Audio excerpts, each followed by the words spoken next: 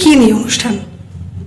আমার দীর্ঘদিনের একটা স্বপ্ন ছিল যে এটা একটা ছোট একটা সভাঘর, আমরা এখানে আড্ডা মারতাম, বিভিন্ন রকম কালচারাল প্রোগ্রাম এখানে হয়েছে, এখানে নাটকের রিহার্সাল হয়েছে, এখানে আমরা পাহাড়ে যাই, তার এখানে স্লাইড শো হয়েছে, বিভিন্ন রকম আড্ডা, বিভিন্ন রকম সাংস্কৃতিক অনুষ্ঠান এখানে হয়েছে, কিন্তু সেটা কোনো সিস্টেমেটিক ওয়েতে হয়নি, সেটা হ্যাপাজার্ডলি হতো। তো আমার বহুদিনের ইচ্ছা ছিল, কিন্তু ইচ্ছা থাকলে তো হয় না, এটা একটা প্রচুর একটা ইনভেস্টমেন্টের ব্যাপার ছিল। তো বন্ধুদের উৎসাহে, বিশেষ করে অভিভাবক উৎসাহে আমি নেমে পড়লাম। তারপর মাস্টারের ধরে এইসব করার পর আজকে আমার খুব আনন্দের দিন যে আমি ঘরটার নাম রেখেছি আলাপ। আলাপ নামটা এই জন্য রাখা যে মানে কি বলবো, শাস্ত্রীয় সঙ্গীতে কোনো রাগকে রাগের অন্তরাগ থেকে চিনে নেওয়ার যে প্রথম ধাপ, সেটাকে আলাপ বলে, মানে আমি যতটুকু জানি আর কি। তো আমার মনে হয়েছে এখানে সব গুণীজনেরা আসুন, হ্যাঁ, সবারই সঙ্গে সবারই যোগাযোগ হোক। হ্যাঁ, আমি নামই রেখেছি এই কারণে, আমি ট্যাগলাইনটা দিয়েছি সংস্কৃতি, সৃজন এবং সংযোগ, হ্যাঁ, যেটার আজকে খুবই অভাব। তো এই আলাপ কোথায় প্রতিষ্ঠিত হলো? এই আলাপ প্রতিষ্ঠিত হলো এটা রাধানগর পাড়া। এটা হচ্ছে আমাদের ঠিকানাটা হচ্ছে বিয়ের হাটি রোড, রাধানগর পাড়া। এখানে আমার এই ঘরটা প্রায় 700 স্কোয়ার ফুটের মতো আছে, তার সঙ্গে বাথরুম, তার সঙ্গে অ্যাটাচ বেডরুম, তার সঙ্গে অ্যাটাচ প্যান্ট্রি, সব রকম সুবিধাই এখানে রয়েছে। হ্যাঁ, এয়ার কন্ডিশন, সমস্ত ধরনের এখনকার দিনের যে আধুনিক আলো, যে ছাদ রং করেছেন সেইভাবে, হ্যাঁ, একটা সুন্দর টাইপের একটা রং করেছি, চেষ্টা করেছি আর কি যতটা করা যায়। বন্ধুদেরই আমি উৎসাহ এবং তাদেরই কি বলবো নির্দেশনে আমি কাজগুলো করেছি, যতটা সম্ভব আমার পক্ষে করা সম্ভব। এবার আপনারা বলবেন কিরকম হয়েছে না হয়েছে।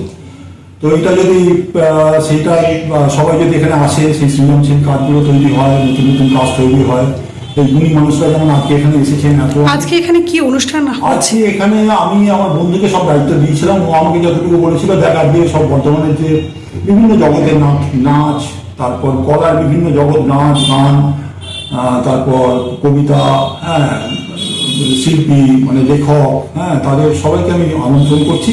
তো আমি বেশিরভাগ জনকেই চিনি না আর কি, অনেকে চিনি অনেকে চিনি না। তো এসে বুঝতে পারলাম তারা প্রচুর গুণী মানুষ। হ্যাঁ, তো তারা এখানে এসে বিভিন্ন রকম তারা পারফর্মও করছে, আপনি দেখলাম, আপনারাও দেখলেন, তারা পারফর্ম করছে এবং অসাধারণ পারফরমেন্স।